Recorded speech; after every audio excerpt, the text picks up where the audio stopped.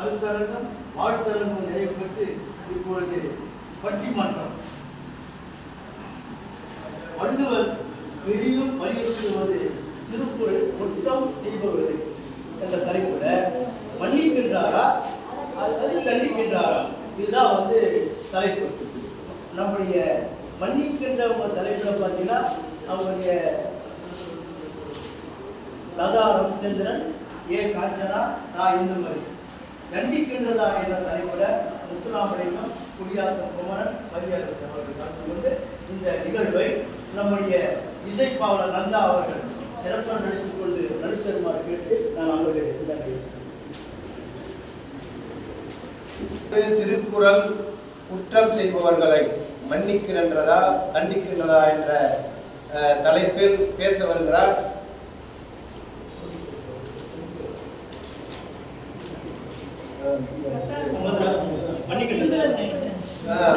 அம்மையார் லதா ரவிச்சந்திரன் அவர்கள் தன்னுடைய கருத்தை வழங்குகிறார்.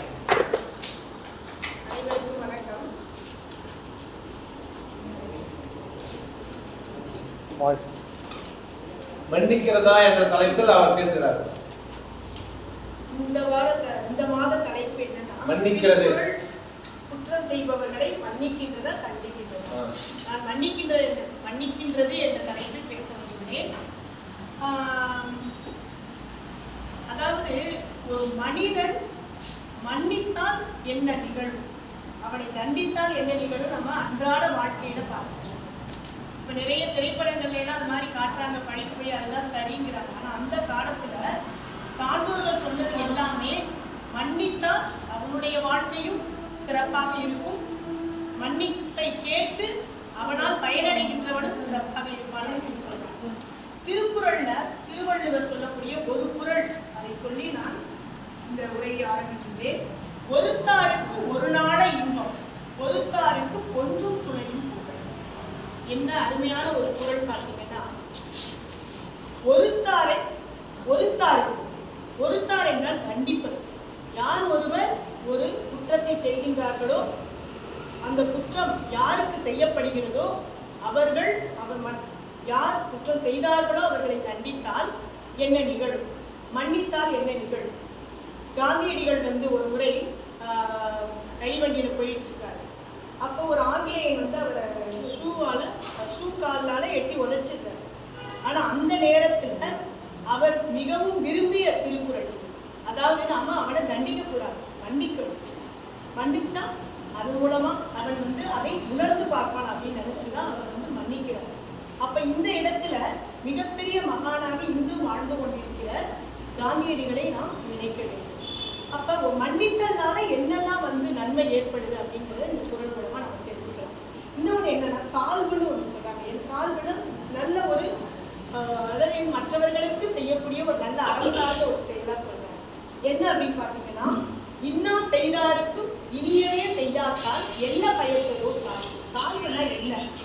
நாம் யார் ஒருவர் நமக்கு குற்றங்களை செய்கின்றார்களோ அவர்களுக்கு நாம் இனியதே செய்யணும், நல்லதே செய்யணும். அப்படி இல்லைன்னா நீ அறத்தோடு வாழ்றது வீண் அப்படின்னு சொல்லுவோம். அப்ப நம்ம அறம் சார்ந்த செயல்களை செய்து வாழ வேண்டும் என்றால் யார் ஒருவர் நமக்கு தீங்கு செய்கின்றார்களோ அவர்களுக்கு நாம் நன்மை செய்ய வேண்டும். இன்னொரு குறள் பார்த்தீங்கன்னா, இன்னா செய்தாரை ஒருத்தர் அவர்னால நன்மையும் செய்கிறார். அப்ப தண்டிப்பதுங்கிறது பல முறை இருக்கு. நாம அவர்களை துன்புறுத்துறது தண்டிக்கிறதுன்னு சொல்றாங்க. ஆனா இவர் சொல்லக்கூடியது என்னன்னா, நீ அவரை தண்டிக்கணும்னா துன்புறுத்துவது மட்டுமல்ல, அவர்களுக்கு நீ நன்மையும் செய்யணும். அப்ப அவங்க என்ன பண்ணுவாங்க? வெட்கப்படுவாங்க. அதாவது இவருக்கா நம்ம இப்படி ஒரு துன்பத்தை செய்தோம், தீமையை செய்தோம் அப்படின்னு சொல்லிட்டு அவங்க நினைக்கிற மாதிரி நீ அவங்களுக்கு தண்டனை கொடுக்கணும். அப்படின்னா அவங்க செய்யறதை நீ மன்னிக்கணும், பொறுக்கணும் அப்படின்னு சொல்றாங்க. அதான் இன்னா செய்தாரை ஒருத்தல் அவர்னால நன்மையும் செய்து விட. இந்த குறள்கள் எல்லாமே பார்த்தீங்கன்னா திருவள்ளுவர் மன்னிப்பை நாம் செய்து வர வேண்டும், அதாவது மன்னிக்க வேண்டும், மற்றவர்களை மன்னிக்க வேண்டும் அப்படிங்கிறத வலியுறுத்தி இந்த குறள்கள் மூலம் நமக்கு சொல்றாரு. அப்ப மன்னிக்கக்கூடிய ஒருவனுடைய வாழ்க்கை மிக சிறப்பாக இருக்கும் அப்படிங்கிறத நாம் அறியலாம். அதே மாதிரி இயேசுபிரான் சொல்றாரு இல்லையா, ஒரு கண்ணத்தில் அறைந்தால் மறு கண்ணத்தை காட்டு.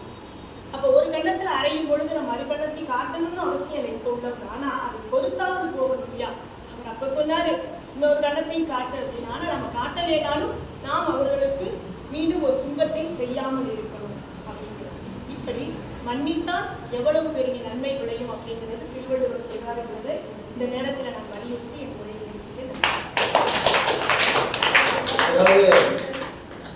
தவறு செய்பவர்களை மன்னிப்பதுதான் மனித மாண்பு என்று வள்ளுவர் சொல்லியிருக்கிறார்.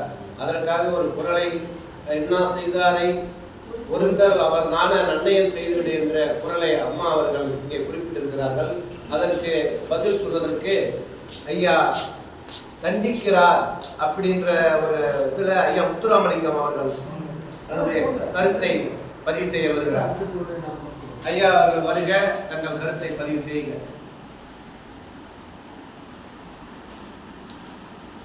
அருமையான அவைக்கு வணக்கம். நடுவர் பெருமானுக்கு தனி வணக்கம். என் எதிரணியை சேர்ந்த சான்றோர்கள், அருமையான அன்னைமார்கள், அவர்களுக்கு எனக்கு வணக்கம். எனது அணியை சார்ந்த அருமையான எனது வழியாக்கி இருக்கிறேன் நான் சொல்லலாம். அவர்களுக்கும் ஐயா அவர்களுக்கும் மூத்த ஆசிரியர் பெருந்தகை அவர்களுக்கும் எனது வணக்கத்தை தெரிவித்துக் கொள்கிறேன். தலைப்பு திருவள்ளுவர் மன்னிக்க சொல்கின்றாரா தண்டிக்க சொல்கின்றாரா என்பது. எனது மரியாதைக்குரிய சகோதரி அவர்கள் பேசிவிட்டு சென்றவர்கள் அவர்கள் ஆரம்பிக்கும் பொழுது குரலை ஆரம்பித்தார்கள், முடிக்கின்ற பொழுது ஒரு குரலை சொன்னார்கள். என்ன குரல் சொன்னார்கள்? ஒருத்தர் அவர் நன்மையும் செய்தார்கள். அவர்களே அதற்கு விளக்கமும் கொடுத்தார்கள். எனது அணியை மிகவும் எளிதாக்கி விட்டார்கள். என்ன சொன்னார்கள்? மன்னிப்பு என்பது ஒரு வகையான தண்டனை. நீங்கள் உடல் ரீதியாக துன்புறுத்த வேண்டும் என்று இல்லை, மன்னிப்பதே தண்டனை என்பதை அவர்களே சொல்லிவிட்டார்கள்.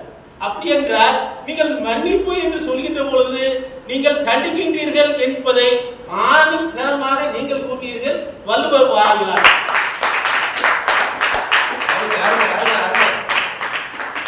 இப்பொழுது என் அணிக்கு நான் வலு சேர்க்கிறேன். மூத்தவர்கள் இருக்கின்றார்கள், அருமையான கருத்துக்களை சொல்ல காத்திருக்கின்றார்கள், என்னை முதலில் விட்டிருக்கின்றார்கள். அப்பொழுது எனக்கு அணிக்கு நான் வலு சேர்ப்பதற்காக நானும் வலுவரைத்தான் நாடுகின்றேன். ஏன்னா தலைப்பு அதுதானே, அதைத்தானே நாம் வர வேண்டும்.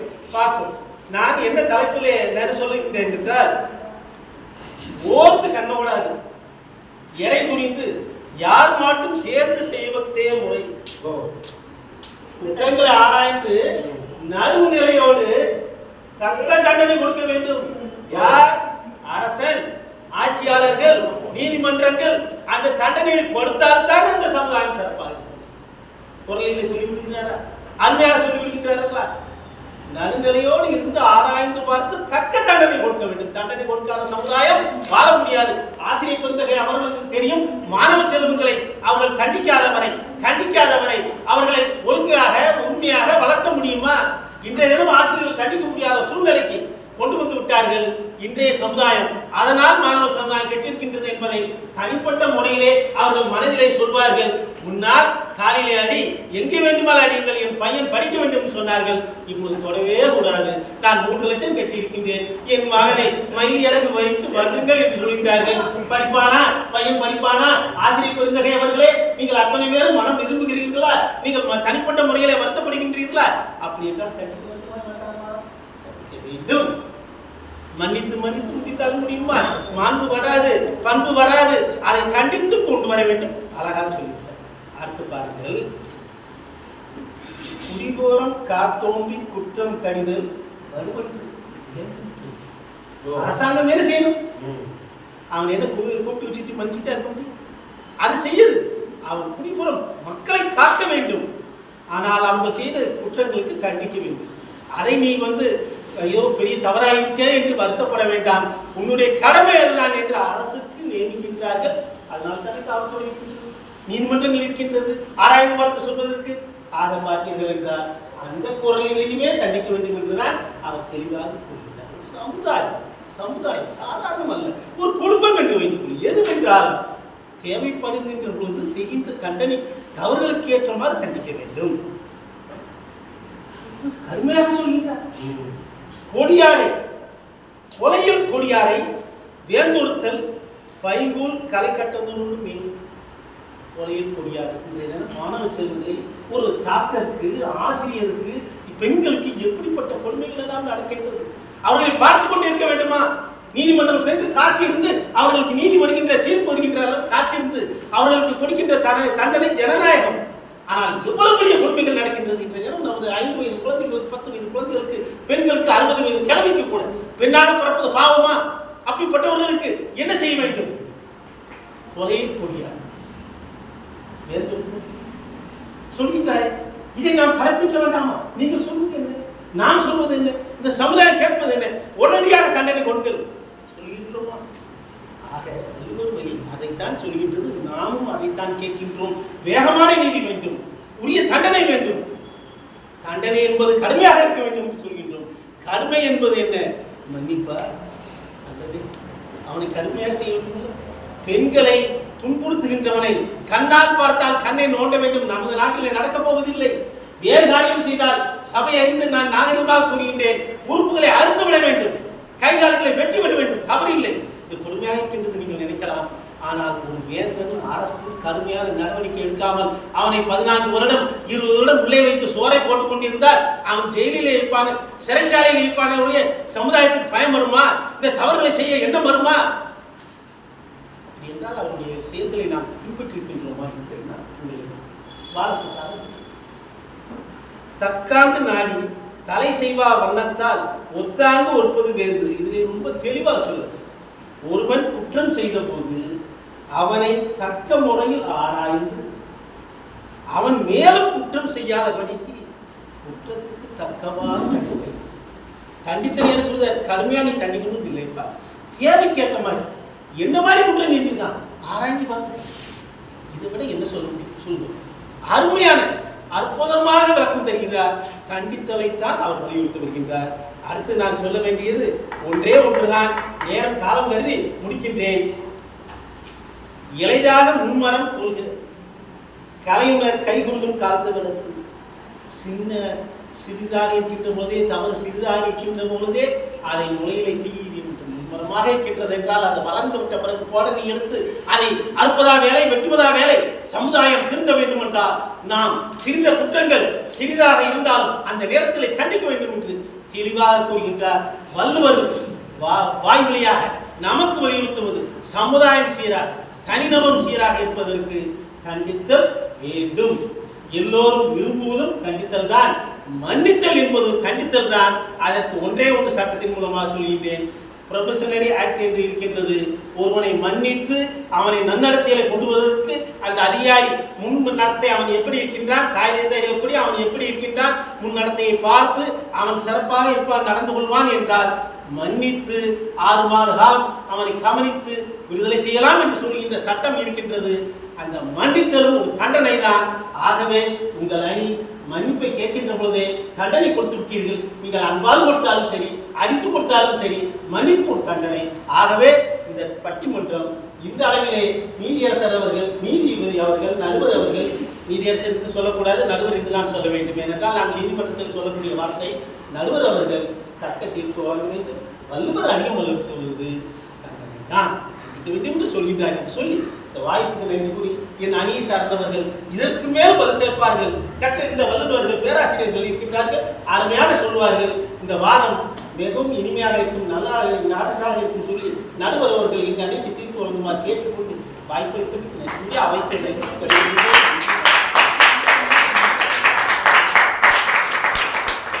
முத்துராமலிங்கம் வழக்கறிஞர் முத்துராமலிங்கம் அவர்கள் தன்னை நான் ஒரு வழக்கறிஞர் என்பதால் மிக அருமையாகவும் அந்த நீதிமன்றங்களிலே செய்கின்ற அந்த செயல்பாடுகளையும் விரிவாக எடுத்து சொல்லி குற்றம் செய்தவர்களை மன்னிப்பது ஒரு தண்டனை என்றாலும் அவர்களை அதோடு விட்டுவிடாமல் குறைந்தபட்சம் அவர்கள் செய்த தவறுக்கேற்றவாறு அவர்களை தண்டிப்பது தான் முறை என்று வள்ளுவர் அவர்கள் வலியுறுத்துகிறார் என்று சொல்கிறார். அதை மறுப்பதற்காக அம்மா காஞ்சனா அவர்கள் தன்னுடைய இல்லை மன்னித்தால் தான் இந்த சமூகம் வாழும், அமைதியாக வாழும் என்று சொல்ல வருகிறார். அம்மா அவர்கள் தன்னுடைய கருத்தை எடுத்துள்ளார்.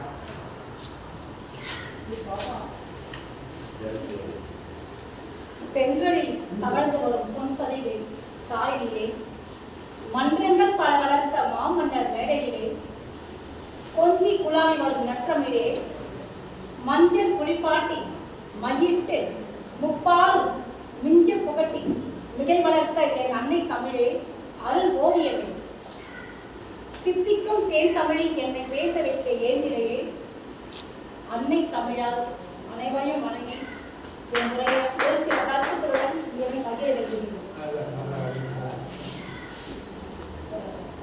திருக்குறள் குற்றம் செய்பவர்களை மன்னிக்கின்றதா தண்டிக்கின்றதா? திருவள்ளுவர் மன்னிக்கிறதையும் பேசியிருக்காரு, தண்டிப்பதையும் சொல்லியிருக்காரு. ஆறாம் பொருள் இன்பம். ஆனா ஃபர்ஸ்ட் பாத்தீங்கன்னா மன்னிக்கிறதாங்க சொல்றாரு, அதுக்கப்புறம் தான் தண்டிப்பதை பத்தியே பேசியிருக்காரு.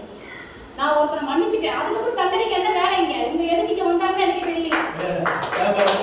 நான் வந்து ஒரு பையனை தப்பு செய்யறேன், ஒரு மாணவனை மன்னிச்சு விட்டுட்டேன். இவங்களுக்கு என்ன வேலை இருக்காங்க? வேலையே இல்லையே, அதுக்கப்புறம் எதுக்கு இங்க வரணும்? இவங்க அப்படியே போக வேண்டியதுதான்.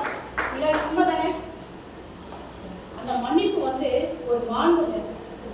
பலவீனமானவர்கள் வலிமையானவர்கள். இப்போ நீங்களே சொல்லலாம், இதில் யார் பலவீனமானவங்க வலிமையானவங்க? யாரும் சொல்லலாம். அப்ப அந்த மன்னிக்கிறவங்க வலிமையானவங்க. பலவீனமானவர்கள் மன்னிக்க மாட்டாங்க, வலிமையானவங்க தான் மன்னிப்பாங்கன்னு சொல்லிட்டு மகாத்மா காந்தி சொல்லியிருக்காரு. இருளை கொண்டு இருளை அகற்ற முடியாது, பகையை கொண்டு பகையை அழிக்க முடியாது, அன்பினால் தான் பகையை அழிக்க முடியும். அப்ப அன்பு என்பது மன்னிப்பு தானங்க. இங்கே தண்டனை பத்தி பேசுறத ஒண்ணே புரியவே இல்லை. நான் அன்பா சொல்லிட்டாங்க, எங்க தண்டனைக்கு வேலையே கிடையாதுங்க. திருக்குறள் ஒண்ணு, அறிவுகள் எல்லாம் தலையெங்க தீய செருவார்க்கும் செய்யாது. எல்லாருக்கும் அறிவு இருக்கு, யாரும் அறிவு இல்லாம இல்ல. ஆனா தலை சிறந்த அறிவு வள்ளுவர் சொல்லியிருக்காரு, தமக்கு தீங்கு செய்த வரும் நாம் பதிலுக்கு தீங்கு செய்யாமல் இருப்பதுதான் தலை சிறந்த அறிவு. அப்ப நம்ம எல்லாம் தலை சிறந்த அறிவு தானங்க. தலை சிறந்த அறிவு இல்லாதவங்க என்ன பண்ணுவாங்க? தீங்கு செய்துட்டே இருப்பாங்க. அப்ப நம்ம என்ன எந்த இடத்துல இருக்கோம்? தலை சிறந்த அறிவு அப்படின்னு சொல்லியிருக்காரு. ஐயா சொன்னாரு, கொலையின் கொடியாரை வேந்து ஒருத்தல் பைங்கோள் தலைக்கட்டு அதனோட சிலுவையில அறையிறாங்க. அவர் என்ன அவமானப்படுத்துறாங்க இல்லைங்களா? இது எல்லாருக்கும் தெரிஞ்ச உண்மைதான். ஆனா அவர் ஆத்திரப்படல, கோபப்படல. அந்த இடத்துல என்ன பண்ணாரு? மன்னிச்சு என்ன தண்டித்தவங்களும் மன்னித்து விடுங்கள் அப்படின்னு தான் சொன்னார். இது எல்லாருக்கும் தெரிந்த விஷயம் தான். ஆனா அவர் வந்து தண்டிப்பதை பத்தியே பேசிட்டு இருக்காரு. கோபம் பார்த்தீங்கன்னா எல்லாருக்கும் வருதுங்க. கோபம் இல்லாத மனிதனே கிடையாது. ஆனா யார் மேல வரும்? ஒரு மனைவி கணவன் மேல வரும், பிள்ளைகள் மேல வரும். பொறுத்து கொள்றோம். அந்த பொறுத்து கொள்றாங்க பார்த்தீங்களா? அந்த பொறுத்து கொள்றவங்க கோபத்தை காட்டாமல் இருப்பதேங்க மனிதன். அவன் தான் வந்து வணங்கத்தக்க மனிதன். குரல் நிறைய இருக்குங்க, நிறைய சொல்லலாம். நான் என்ன சொல்ல தெரியல. இன்னொரு குரல், ஒருத்தாரை ஒன்றாக வையாரை வைப்பார், பொறுத்தாரை பொன் போல் பொகிந்து. தனக்கு செய்த தீமையை பொறுத்து கொள்ளாமல் தண்டிப்பவரை சான்றோர் ஒரு பொருளை தான் மதிக்க மாட்டாங்க. தண்டிப்பவரை சான்று மதிப்பாங்களாங்க? மதிக்க மாட்டாங்க. எப்படி மதிப்பாங்க? நீ தான் தண்டனை கொடுக்குறீங்க, அப்ப நான் எங்க மதிக்கிறவங்கள. ஆனா பொறுத்து கொள்றவர்களை பொண்ணை போல் ஒண்ணு இல்லைங்க. ஒரு இப்ப இந்த நூற்றாண்டுல அமெரிக்காவுல விஸ்கான் அப்படின்னு ஒரு பல்கலைக்கழகம், அந்த கழகத்துல பார்த்தீங்கன்னா ஒரு ஆய்வு தொடங்கப்பட்டது. அந்த ஆய்வுல வந்து செய்யறாங்க. அதாவது ஆய்வு செய்ய சொல்ல அவங்களுடைய நரம்பு வளர்ச்சி ரொம்ப தளர்ச்சியா இருக்கு, கோபமா இருக்கு. அவங்களாம் யார் தெரியுமாங்க? யார் தெரியுமா?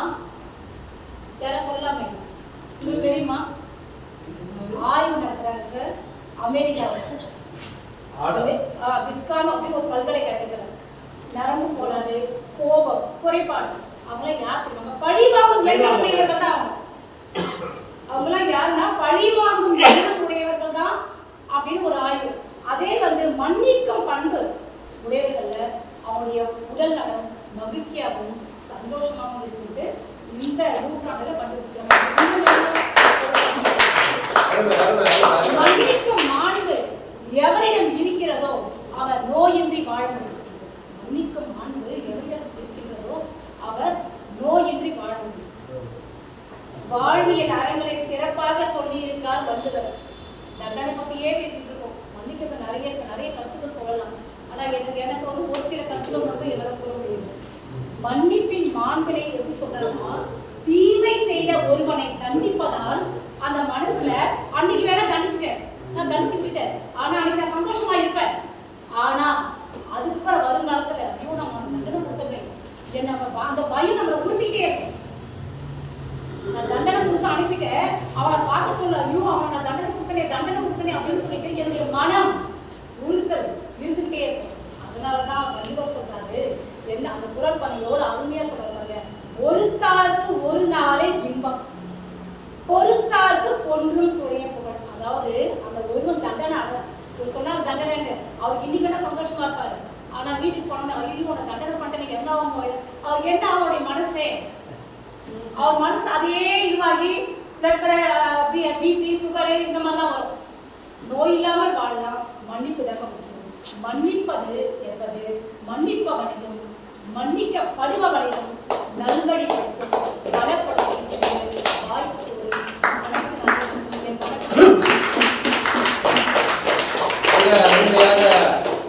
அம்மையார் காஞ்சனா அவர்கள் மிக சிறப்பான நிறைய கருத்துக்களை இங்கே எடுத்து வைத்து தன்னுடைய வாதத்துக்கு தன்னுடைய கருத்துக்கு தன்னுடைய அணிக்கு வலு சேர்த்திருக்கிறார். எனவே அதை இல்லை தண்டனை கொடுத்தால்தான் இந்த சமூகத்தில் ஒரு நல்ல மாற்றத்தை நாம் காண முடியும் என்று அதற்கு பதில் உரைக்கின்ற வகையிலே ஐயா எங்களுடைய நகைச்சுவை நாயகர் புலவர் குமணன் அவர்கள் இப்பொழுது தன்னுடைய வாதத்தை இங்கே வைத்து நம்மை எல்லாம் சிரிக்க வைக்க இருக்கிறார். வணக்கம். கிறிஸ்துமஸ் திருநாள் என்று ஒரு கவிதை போடணும்,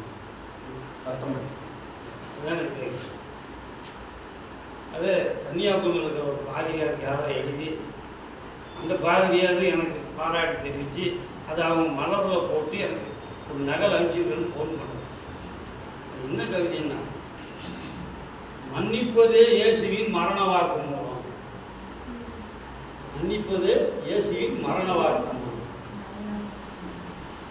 ஆனால் என்ன ஆச்சு, அவருக்கு என்ன ஆச்சுன்னு கேட்டா, அவரை யாரும் மன்னிக்கல, இயேசுநாதரை யாரும் மன்னிக்கல, அவரை தண்டிச்சிட்டார். தண்டிச்சதுனால என்ன ஆச்சு, அப்பதான் அவர் இறைவனானாரு. அவரை தண்டிச்சா இங்கதான் நம்ம கூட சேர்த்து சுத்திட்டு இருப்பாரு, வாங்க சேர திட்டு வாங்கிடுவாங்க.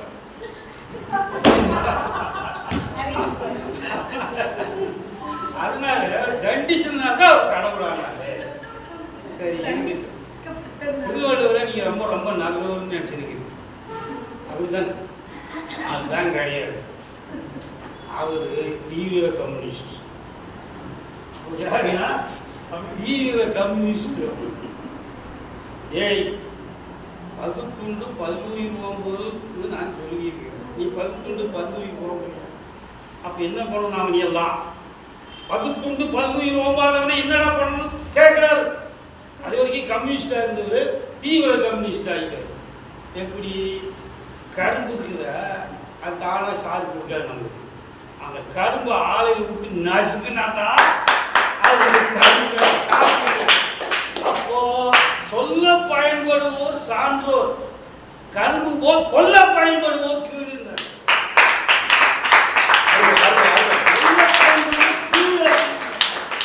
கீழ் மக்களை கொல்லலாம், அது ஓடிக்கலாம் அப்படின்னு கொலையில் கூட சொன்னார். கொலையில் கொடியாரை வேந்தொருத்தல் கை பைபோல் கடை கட்டல் அதனோடு நேரம் குற்றக்கூடாது, குற்றவாளிகளை விடக்கூடாது.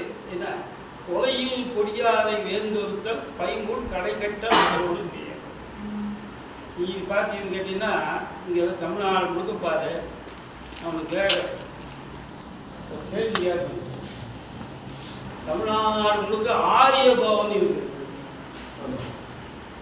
தமிழ்நாடு முழுக்க ஆரிய பவன் இருக்கு. ஆரிய பவன் ஆரி போன் பவன் இல்லை, ஆரிய பவன் இருக்கு. திராவிட பவன் ஒன்றாக இருக்குல்ல, எங்கேயாவது பார்த்துருக்கீங்க ஐயா? திராவிட பவன் உருவாக்கிறது. இல்ல என்ன பண்ணுவான், ஒரு ஹோட்டலு அவன் கட்டுவான் நம்ம அங்கே போய் ஜோசிகாரன் போய் கேட்பான், நான் என்ன பேர் வைக்கணும்னா ஆரியபவன் வைக்கணும். அவன் எழுதி கொடுத்துருவான். அவன் ஜோசிகாரன் எழுதி கொடுத்துருவான். நம்ம அது வச்சா தான் போனியாதான், அதனால ஆரியபவன் அப்படின்னு வைக்கிறான்.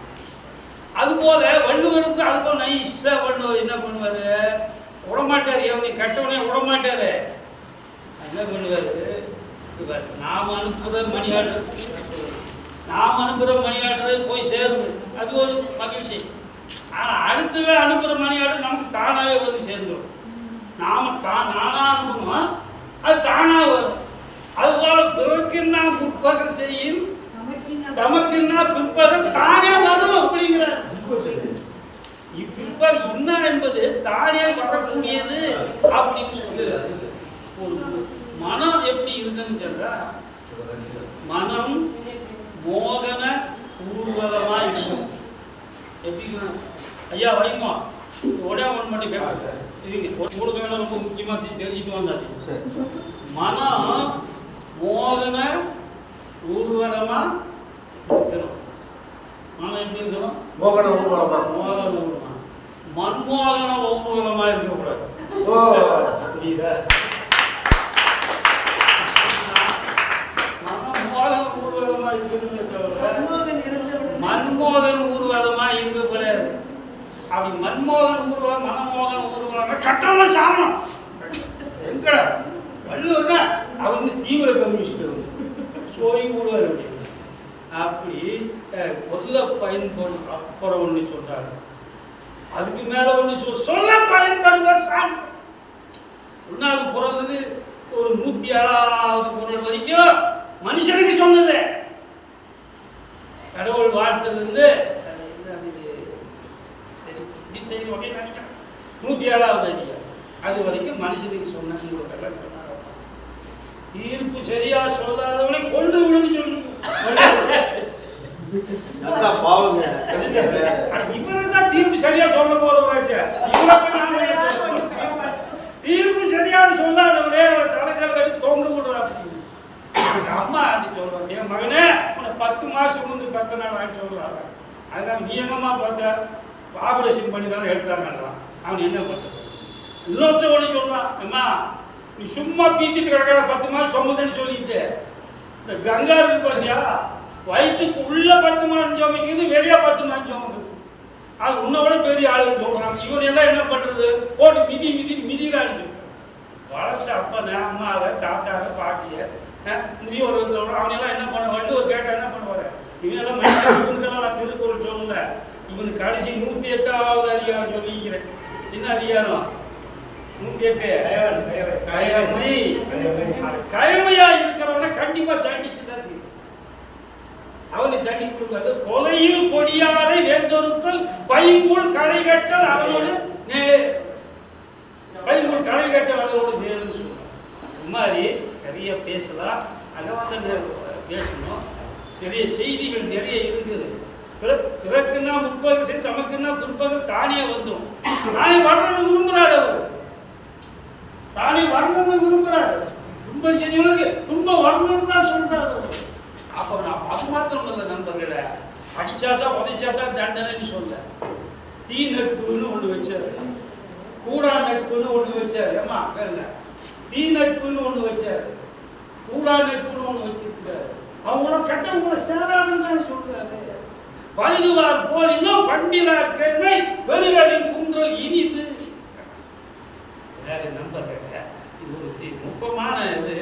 அவரு நம்ம பேசுறதுக்கு வரலைங்க, இல்லைன்னா நுட்பமாக தயாரிச்சு வந்திருப்பேன். அதனால வாழ்க்கையில் எது நுட்பம், போய் சாமியார் கிட்ட போய் ஒரு அம்மா சொல்லி சொல்றாங்க, அங்கமும் தண்ணி போட்டுருக்காங்க. சாமி குட் மார்னிங் என்ன சாமி எனக்கு ஒரு உதவி செய்யணும், வாக்கு கொடுத்தாச்சு. வாக்கு கொடுத்துட்டு சாமியார் நிறைவேற்றணும். என்ன எதை நல்ல பழப்பாயசம் சாப்பாடு எங்களுக்கு வந்து வாங்க ஐயா வடை பாயாசம் ஒரு நாளைக்கு நம்ம வீட்டில் சாப்பிடுவான்னு சொல்லுவான்னு நினச்சிட்டு அவரு சரி சாப்பிட்டுறேன். கதை ஒன்று சொல்கிறேன் வைமா. சொல்லுங்க. அதான் சாமியார் வந்துட்டு இருக்காரு. ஒரு அம்மா போய் தண்ணி போட்டு அந்த அம்மா எனக்கு ஒரு வரம் கொடுக்கணும். கொடுத்தாச்சு. நான் சொல்ல கேட்பியா? கேட்பேன். அத்தால நினச்சிக்கணும் வடப்பாய சாப்பாடு போட்டு சாப்பிடாது. அந்த மாதிரி சொல்லி கையில் குழந்தை வச்சுக்க, கூடையில் பாட்டில் வச்சுக்க. இந்த ஃபுல்லாக பாட்டில் அடிக்கணும். புல்லு இது குழந்தைய கொல்லணும், இல்லை எண்ணெய் சேரணும். இது ஏதாவது ஒன்று சொல்லணும், ஏதாவது ஒன்று நீ செஞ்சு தான் தீரணும். அதாவது மேம் அப்படி வார்த்தை கட்டி இப்படிப்பட்ட வாரமெல்லாம் கேட்கணும். இல்லை ஏதாவது நீ வாக்கு கொடுத்துட்டே வரணும், ஏதாவது ஒன்று செஞ்சு ஆகணும். அவர் பார்த்தாரு, இந்த அம்மா உங்களோட சேர்ந்தேன்னா என்னுடைய துறவரமே பாலாக போயிடும், உங்களோட சேர மாட்டேன். ஒன்று ரெண்டாவது குழந்தைய போய் யாரும் கழுத்தை முடிச்சு கொள்வாங்களா? அதை இதெல்லாம் பாட்டில் வச்சுக்கிறியா? அது என்னவோ தெரியல, வேணா கொஞ்சம் குடிச்சுவேன். மதுவா? சரி கொஞ்சம் ஏற்றிட்டார். ஏற்றுறது அந்த அம்மாவை ஒரு மாதிரியாக பார்த்தாரு. பார்த்தது அவருக்கு ஆசை வந்துருக்கு. அந்த ஆசைக்கு குழந்தை இடத்துல இருக்கு. குழந்தையும் கொண்டு விட்டா அந்த அம்மா கூட சேர்ந்துட்டு குழந்தைய கொண்டு இருந்தா அதுதான் நடந்திருக்கா, இந்த அம்மாவை சேர்ந்திருந்தா அதுதான் நடந்திருக்கா. ஆனா மது இருந்ததுனால 3 பேர் நடந்திருக்கு.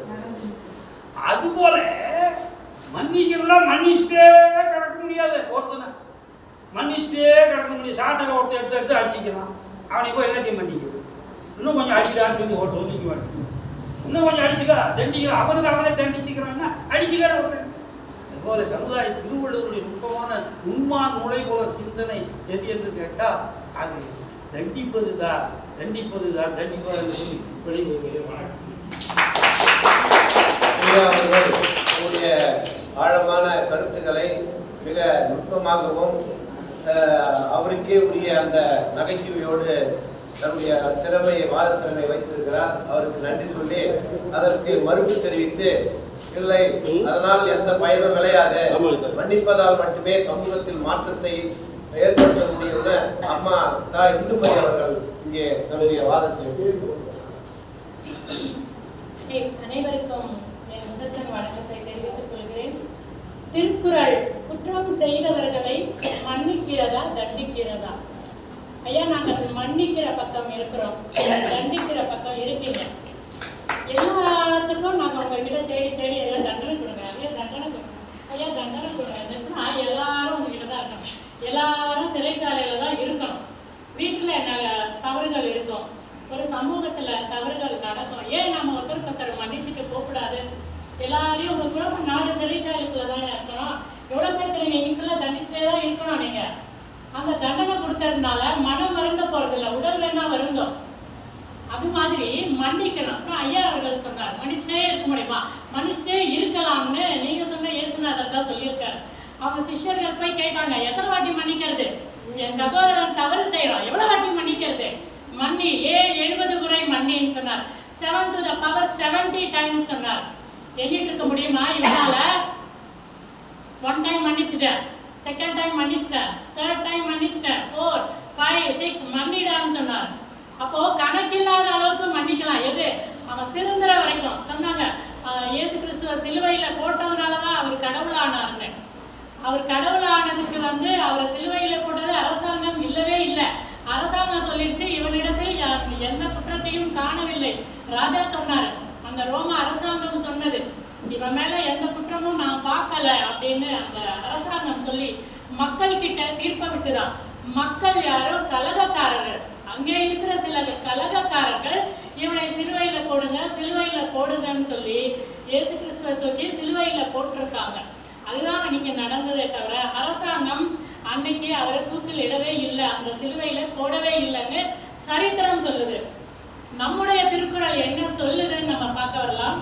அகழ்வாரை தாங்கும் நிலம் போல தம்மை இகழ்வார் பொருட்கள் தலை. வெட்டி எடுக்கிற நிலத்தையும் சேர்த்துதான் பூமி அவனை தான் தாங்குது. யார் மரத்தை வெட்டுறானோ அவனுக்கு அவன் அந்த நிழல்லையே தான் படுத்து தூங்குறான், அந்த நிழல்ல தான் அவன் படுத்து தூங்குறான், அந்த மரத்தை தான் அவன் வெட்டுறான். அப்படித்தான் இந்த நிலமும் கூட தன்னை வெட்டி எடுக்கிறவனுக்கு கூட அது அவனை தாங்கி தான் நிற்கிறே தவிர நீ என்னை வெட்டுற, நான் அவனை தாங்க மாட்டேன்ட்டு அவனை கீழே அது ஒரு நாளும் தள்ளல. அதை தான் நம்ம திருக்குறள் நமக்கு சொல்லி தருது. அடுத்தது இப்படி மன்னிக்கிறதுனால அவங்க உயர்ந்தவங்களா? ஆமா, நோன்பு இருந்து விரதம் இருக்கிறாங்களே அவங்களை காட்டிலும் இந்த மன்னிக்கிறவங்க வந்து உயர்ந்தவங்க அப்படின்னு நம்ம திருவள்ளுவர் தான் சொல்லியிருக்காரு. யார் அந்த மன்னிக்கிற குணத்தை உடையவர்களா இருக்கிறார்களோ அந்த மன்னிக்கிற குணம் எல்லாருக்கும் வந்துடாது. 30 பேர் நம்ம இருக்கோம்னா 30 பேரை மன்னிக்க மாட்டாங்க. 30 பேர்ல ஒரு சிலர் ஒருத்தர் 2 பேர் தான் மன்னிப்பாங்க. அந்த மன்னிக்கிறது ஒரு பக்குவம், அது ஒரு கலைன்னு சொல்லலாம். அது ஒரு பக்குவம். அதுக்கு நிறைய ட்ரெயின் பண்ணணும். சிறு வயதுல இருந்தே ஒரு ட்ரைனிங் எடுக்கணும். இதை தான் காந்தியடிகள் வந்து அங்கே ஆப்பிரிக்காவில் போய் பண்ணாரு. தென் ஆப்பிரிக்காவில் ட்ரெயினில் அவர் அட்வொகேட்டாக அவர் பயணம் செய்துட்டு இருக்காரு. அவர் வச்சிருக்கிறது ஃபர்ஸ்ட் கிளாஸ் டிக்கெட்டு.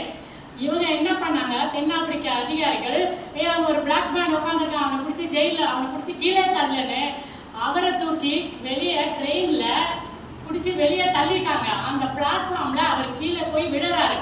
அப்போ அவருடைய லக்கேஜோடு அவர் விழுந்த உடனே அவர் பாக்கெட்டில் இருக்கிற டிக்கெட்டை எடுத்து காட்டுறாரு.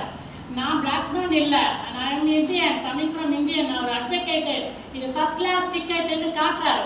டிக்கெட்டை காட்டுற போது கூட அவங்க அவரை ஒத்துக்கவே இல்லை. இல்லை வெளியே கடை அப்படின்னு பிளாட்ஃபார்மில் அவரை தூக்கி வீசி எறிகிறாங்க. கீழே போய் மகாத்மா காந்தி கீழே விடுறாரு. அப்போது கொஞ்ச நேரம் அவருக்குள்ளே ஒரு கோபம் எழுந்தது. இந்த அரசாங்கம், இந்த ஆப்பிரிக்க அதிகாரிகள் மேலே அவருக்கு ஒரு கோபம் வந்துதான். ஆனால் ஒரு இரவு ஃபுல்லாக அவர் அங்கே தூங்காமலோ அந்த லக்கேஜோட அங்கேயே இருக்கார். ஆனால் அந்த இரவு ஃபுல்லாக தூங்காமல் இருக்கும்போது அவர் மூளை வேலை செய்யுது.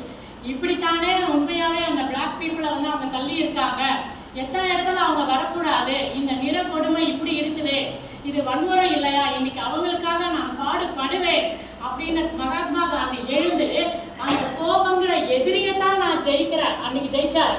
அந்த பிரிட்டிஷ் பீப்புளை அவர் எதிரியாவே நினைக்கல. இன்னும் கேட்டா அவர் வக்கீலா வழக்காடும் போது தன்னுடைய எதிராளியை எதிரின்னு சொன்னதே இல்லையா அவரு. என்னுடைய எதிர்பரப்பு அல்லது என்னுடைய எதிராளின்னு அவர் வாய் நிறைய சொன்னதே இல்லையாமா.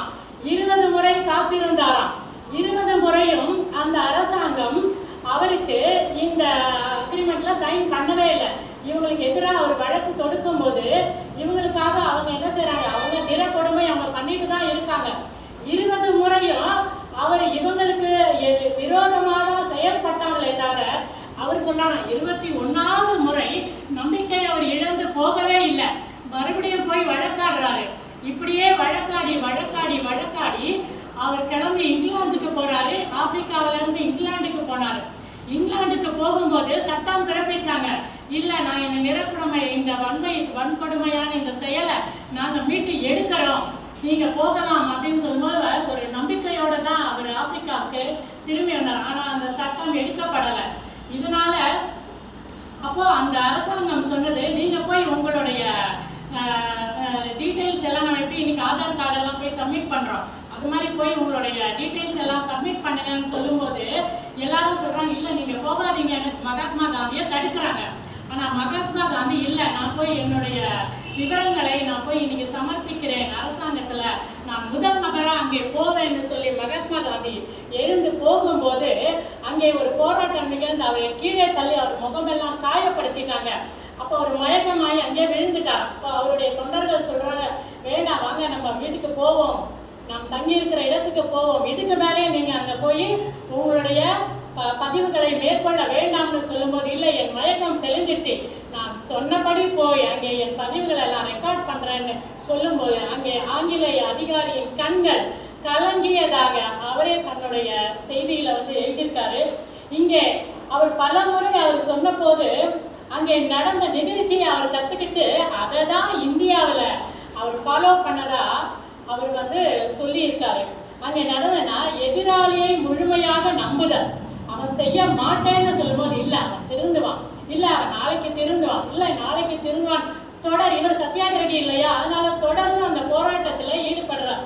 இரண்டாவதாக அவருக்கு அவகாசம் கொடுக்கிறார். எதிராளி திருந்தணும், இந்த நிற கொடுமையிலிருந்து என் இந்தியர்களை நீ பாதுகாத்து வெளியே அனுப்பணும் அப்படின்னு சொல்லி அவர் மறுபடியும் போராடும் போது இந்த 2வது சட்டம் அங்கே வருது.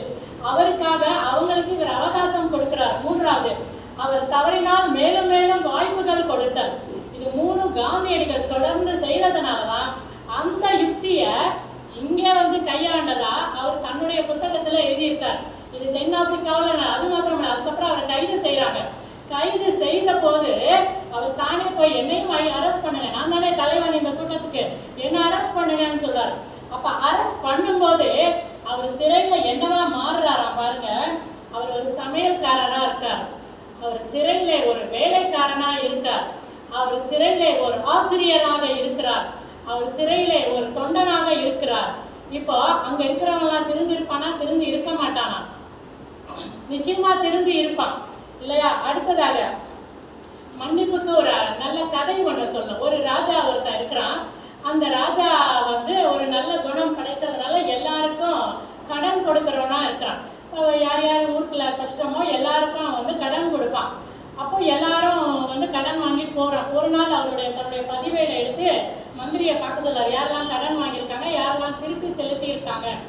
அப்போ அந்த மந்திரி சொல்றாரு, எல்லாரும் திருப்பி கொடுத்துட்டே இருக்காங்க, ஒருத்தன் மட்டும் 10,000 ரூபாய் வாங்கிட்டான் அரசாங்கத்திலேருந்து, இன்னும் அதை திருப்பியே தரல, ஒரு வருடத்துக்கு மேலே ஆகுது, அசலும் செலுத்தலை, வட்டியும் செலுத்தலை அப்படின்னு சொல்லும்போது கூப்பிடு அவனை ராஜா சொல்றாரு. இப்போ அவன் வந்த உடனே, என்னப்பா 10,000 ரூபாய் வாங்கியிருக்க, நீ வந்து திருப்பியே தரல, பணத்தை கொடு. இல்லை ராஜா, பணம் இல்லை ராஜா, என்கிட்ட எனக்கு மிக குறைவான வருமானம். அப்படின்னா உன்னுடைய நிலத்தை வித்துரு, உன் மனைவி மக்களை வித்து நீ அரசாங்கத்துக்கு பணம் செலுத்தியே ஆகணும், எல்லாரும் கொடுக்கணும், நீயும் கொடுக்கணும்.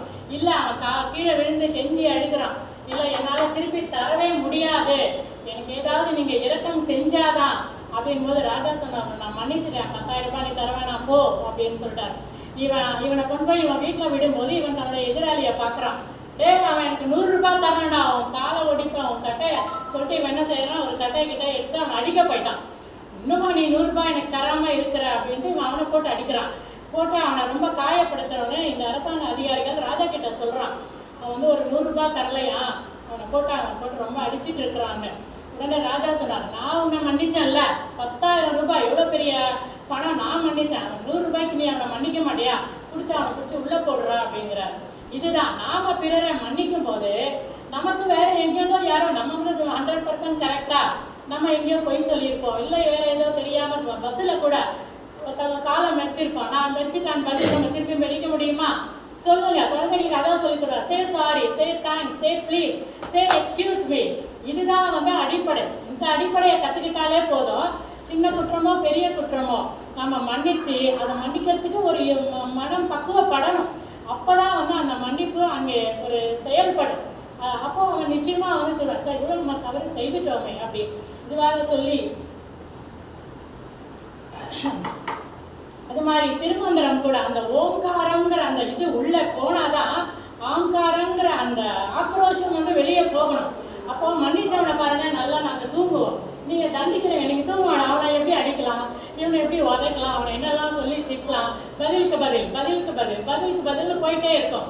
அது மாதிரி மன்னிச்சவனுக்கு இவங்க மேடம் சொன்னாங்க, அந்த அந்த நோய் அந்த ப்ரெஷர் கிச்சர் வராது, அவங்க நிம்மதியாக ஃப்ரீயாக இருப்பாங்க. அதோட மறந்துடுவோம், அதான் மன்னிப்போம் மறப்போம். போடா ஒரு சம்சாரம் அது மின்சாரம் படத்தில் அப்பா மன்னிச்சிருவார். அந்த படம் ஒரு நல்ல படம். கடைசியாக அந்த வீடு 2ஆக பிளக்கும் போது அப்பா டேய் மன்னிக்கலடா, நடந்ததையே மறந்துட்டேன், வீட்டுக்கு வாடான்னு அப்பா வந்து கூப்பிட்டுக்கிறாரு.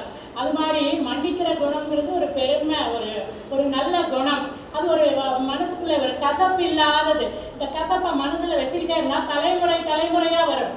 அப்போ பிற்காலத்தில் நீ நல்லா இருக்க மாட்டேன், நான் நல்லா இருக்க மாட்டேன், இது போன்ற சொற்கள் தான் வீணடிக்கப்படும். அதிகமாக கனி இருப்பா காய் கவர்ந்துட்டு மன்னிக்கணுங்கிற ஒரு இதை வந்து திருவள்ளுவர் கற்றுத்தருக்கும் போது தண்டிக்கிறதுங்கிறது ஏன் போகணும், மன்னிச்சவனை நல்லவனா சமுதாயத்தில் கொண்டு வந்து நிறுத்துறது தான் மன்னிக்கிறவங்களுடைய முக்கிய பங்குன்னு சொல்லி வாய்ப்பளித்தமைக்கு நன்றி கூறி விடைபெறுகிறேன். அம்மையார் அவர்கள் திருக்குறளில் திருவள்ளுவர் மிகவும் மன்னிப்பதை தான் வலியுறுத்தியிருக்கிறார் என்று சொல்லியிருக்கிறார். அந்த வகையில் அதற்கு பதில் உரைக்கின்ற வகையிலே ஐயா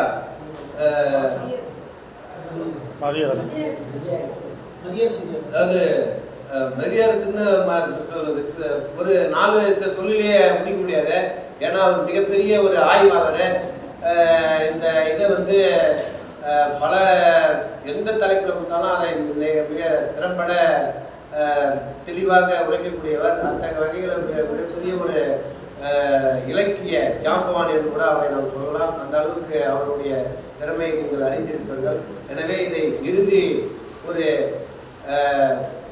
விவாத அறிஞராக இங்கே தன்னுடைய கருத்தை எடுத்து வைத்து வருகிறார் ஐயா மதியரசு அவர்கள். அருமையான ஒரு பட்டிமன்றத்துடைய தலைமை பீடத்தில் அமர்ந்து கொண்டிருக்கிற நம்முடைய போற்றுதலுடைய பாராட்டுடைய நந்தா அவர்கள் தலைமையேற்றுவது சிறப்பான மகிழ்ச்சி.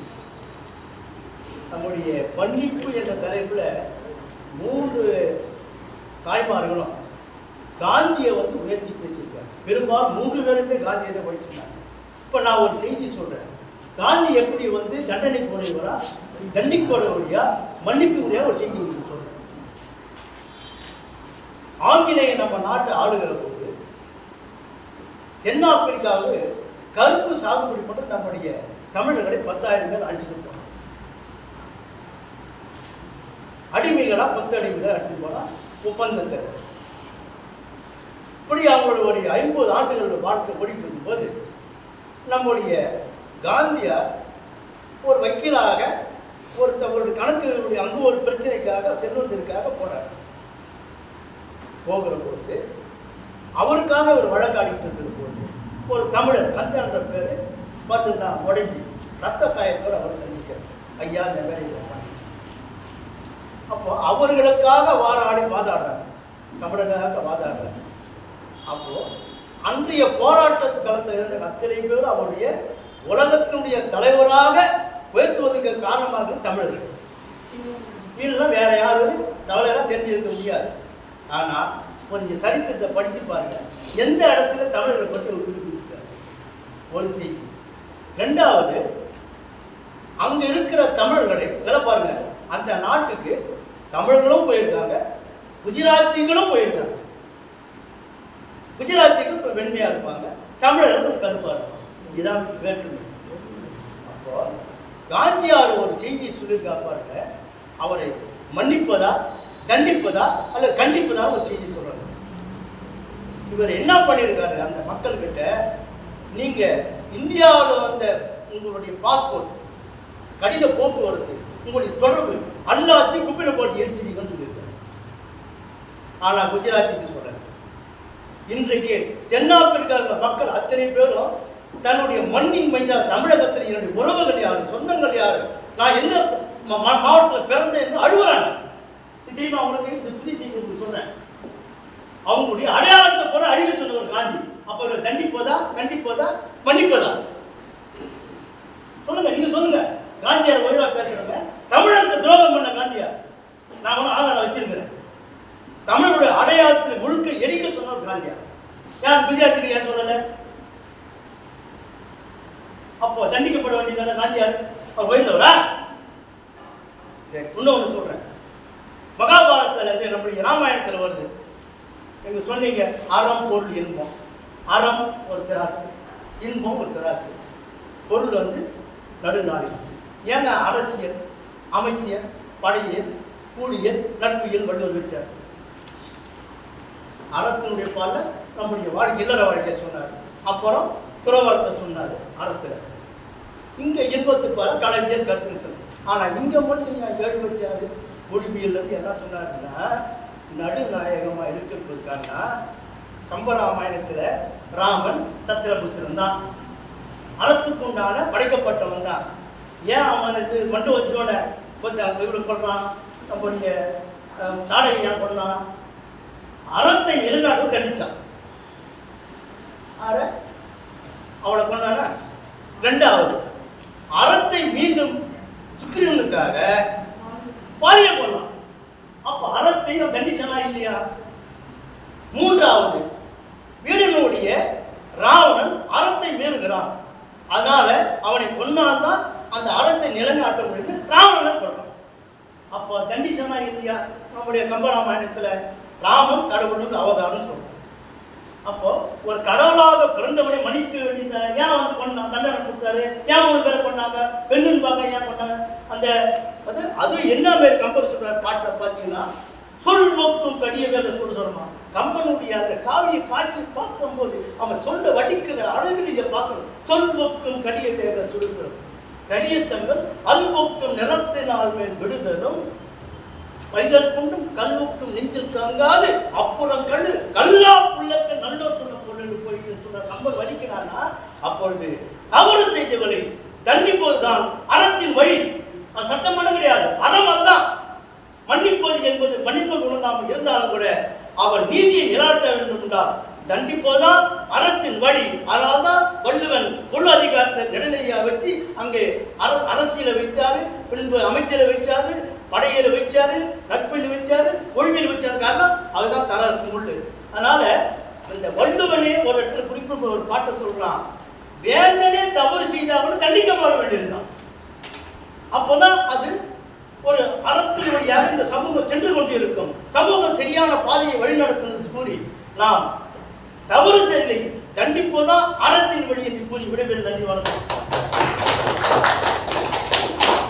ஐயா அவர்கள் மிக சுருக்கமாக ஆணித்தரமான கருத்தை எடுத்து வைத்தார். எனவே பாபா முடிச்சோடனே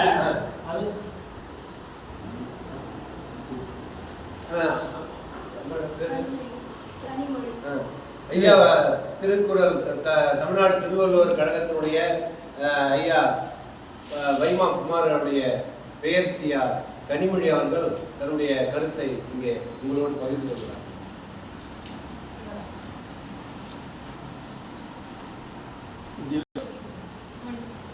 இங்கு கூடியிருக்கும் அனைவருக்கும் என் வணக்கம்.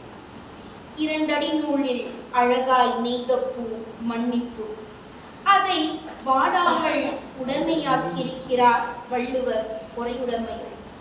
மன்னிப்பு என்று பொருள் தரும் சொற்கள் பொறுத்தல், பொறை. திருக்குறளில் பொறையுடைமை என்னும் தனி அதிகாரம் படைத்து மன்னிப்புவின் மனத்தை தனித்துவப்படுத்தியிருக்கிறார். மனம் என்னும் அகக்கருவி மாண்புடன் செய்யும் செயல் கருதுவது, அதை நம் எண்ணங்கள் என மாற்றும். மாறும்போது அனுமானிக்கும். அதற்கு பிடித்திருந்தால் விரும்பும், பிடிக்கவில்லை என்றால் மறக்கும். அதுவே நினைத்தால் மறந்ததை நினைக்கும். விரும்புதலின் அடுத்த கட்டம் மதிக்கும். வெறுத்தலில் வெளிப்பாட்டாய் அவமதிக்கும். அவமதிப்பை காட்ட தன் கட்டம் விரும்பும்போது, கட்டம் வரும்போது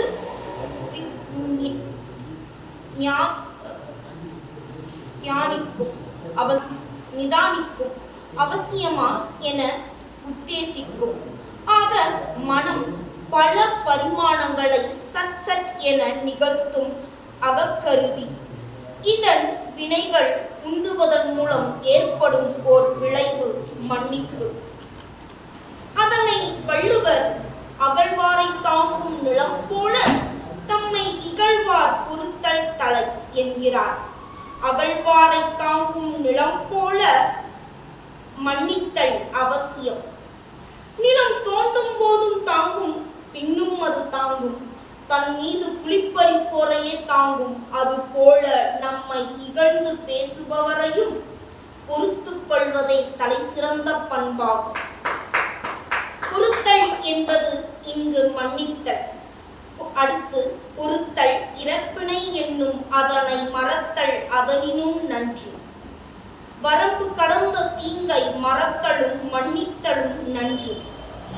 அடுத்து வன்மையுள் வன்மை மடவார் பொறை என்கிறார் வள்ளுவர். வலிமையுள் பெரிய வலிமையாவது மதியற்றோர் செயலை பொறுத்தலும் மன்னித்தலுமாகும். அடுத்து பொறுத்தாரை பொன்போல் பொறிந்து என்கிறார் வள்ளுவர். மன்னிப்பவர்களை பொன் போல உலகம் கருதும். ஒருத்தாரை அடுத்து ஒருத்தாருக்கு ஒரு நாள் இன்பம், ஒருத்தாருக்கு ஒன்றும் துணையும் புகழ்.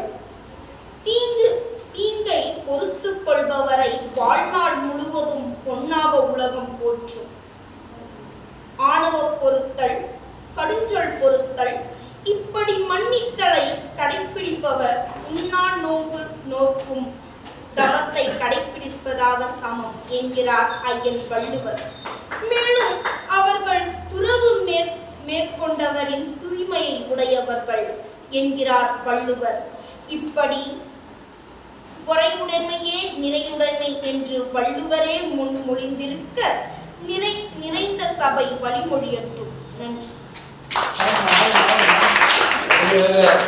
கருத்தை பதிவு செய்த நம்ம பாப்பா கனிமொழி அவர்களுக்கு நாம் எல்லோரும் நன்றி சொல்வதோடு அவரை வாழ்த்த வேண்டும்.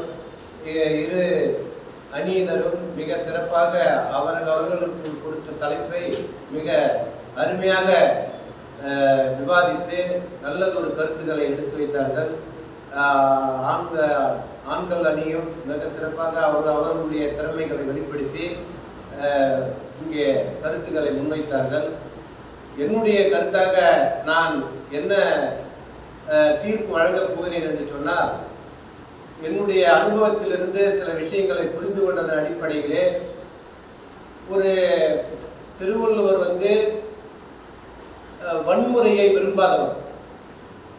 ஆகவே அவர் எடுத்த உடனே தண்டனை கொடுப்பதற்கு அவர் விரும்ப மாட்டார். அவருடைய அறத்தை போதிப்பவர்கள் எடுத்த உடனே தண்டனை கொடுப்பதற்கு விரும்புகிறார். முதலில் மன்னிப்பு தான் வழங்குவார். அந்த வகையிலே இந்த இரு கருத்துக்களையும் ஆராய்ந்து என்னுடைய கருத்தாக நான் கூறவிருப்பது என்னவென்றால், வன்முறை என்பது, அதாவது தண்டனை கொடுப்பது என்பது, நான் ஒருவருக்கு தண்டனை கொடுத்தால் அவர் எனக்கு தண்டனை எப்படி கொடுப்பது என்று அவர் பல யூகங்களை ஆய்வு செய்து எனக்கு திருப்பி அந்த தீங்கை செய்வதற்கு அவர் முன்வைப்பார். அதனால் இந்த சமூகம் அமைதியாக வாழ முடியாத ஒரு சூழல் தொடர்ந்து கொண்டே இருக்கும். ஆகவே இதற்கெல்லாம் ஒரு முத்தாய்ப்பாகனாக்கா ஒரு சமரசமான ஒரு தீர்வு தான் இந்த சமூகத்தை பண்படுத்தும், அடுத்த தலைமுறைக்கு அது ஒரு வழிகாட்டியாக இருக்கும் என்பதை இந்த காரணத்தில் என்ற காரணத்தினால் மன்னிப்பதே சிறந்த ஒரு கருத்தாக திருவள்ளுவர் அதி பெரிதும் இந்த குற்றம் செய்தவர்களை பெரிதும் மன்னிப்பது தான் மின் எஞ்சி இருக்கிறது என்பதை இந்த எனது தீர்ப்பாக வழங்கி இந்த வாய்ப்பு எனக்கு அளித்த தமிழ்நாடு திருவள்ளுவர் கழகத்துக்கு நன்றி சொல்லி எனது பாடலோடு இந்த நிகழ்ச்சியை நிறைவு செய்கிறேன். மகன்திசை ஏகினார் மானடி சேர்ந்தார் நிலமிசை நீடுவாழ்வார் நிலமிசை நீடுவாழ்வார் மலர்மிசை ஏகினார் மானடி சேர்ந்தார் நிலமிசை நீடுவாழ்வார் நிலமிசை நீடுவாழ்வார் இல்லதன் இல்லவள் மாண்பானார் உள்ளதன் இல்லவள் மாணாக்கடை இல்லதன் இல்லவள் மாண்பானார் உள்ளதன் இல்லவள் மாணாக்கடை எப்பொருள் யார் யார் வாய் கேட்பினும் அப்பொருள் மெய்ப்பொருள் காண்பதறிவு எப்பொருள் யார் யார் வாய் கேட்பினும் அப்பொருள் மெய்ப்பொருள் காண்பதறிவு. நன்றி.